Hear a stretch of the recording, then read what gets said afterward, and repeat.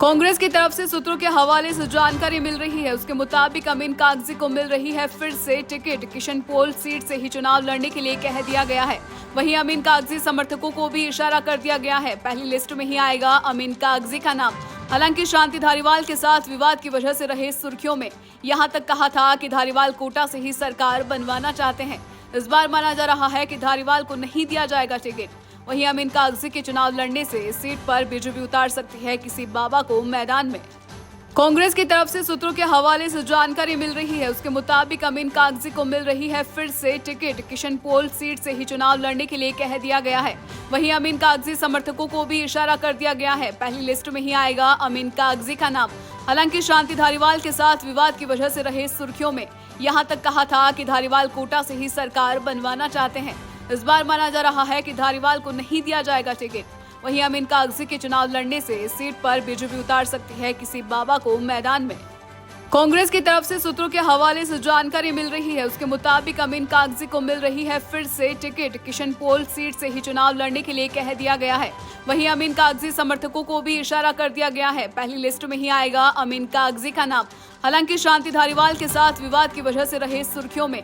यहां तक कहा था कि धारीवाल कोटा से ही सरकार बनवाना चाहते हैं। इस बार माना जा रहा है कि धारीवाल को नहीं दिया जाएगा टिकट। वहीं अमीन कागजी के चुनाव लड़ने से इस सीट पर बीजेपी उतार सकती है किसी बाबा को मैदान में। कांग्रेस की तरफ से सूत्रों के हवाले से जानकारी मिल रही है, उसके मुताबिक अमीन कागजी को मिल रही है फिर से टिकट। किशनपोल सीट से ही चुनाव लड़ने के लिए कह दिया गया है।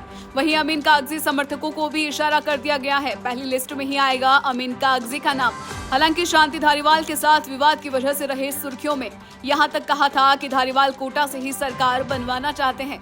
इस बार माना जा रहा है कि धारीवाल को नहीं दिया जाएगा टिकट।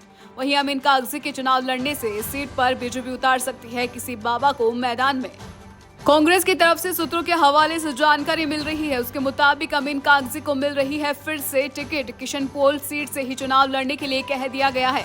वहीं अमीन कागजी समर्थकों को भी इशारा कर दिया गया है, पहली लिस्ट में ही आएगा अमीन कागजी का नाम। हालांकि शांति धारीवाल के साथ विवाद की वजह से रहे सुर्खियों में। यहां तक कहा था कि धारीवाल कोटा से ही सरकार बनवाना चाहते हैं। इस बार माना जा रहा है कि धारीवाल को नहीं दिया जाएगा टिकट। वहीं अमीन कागजी के चुनाव लड़ने से इस सीट पर बीजेपी उतार सकती है किसी बाबा को मैदान में।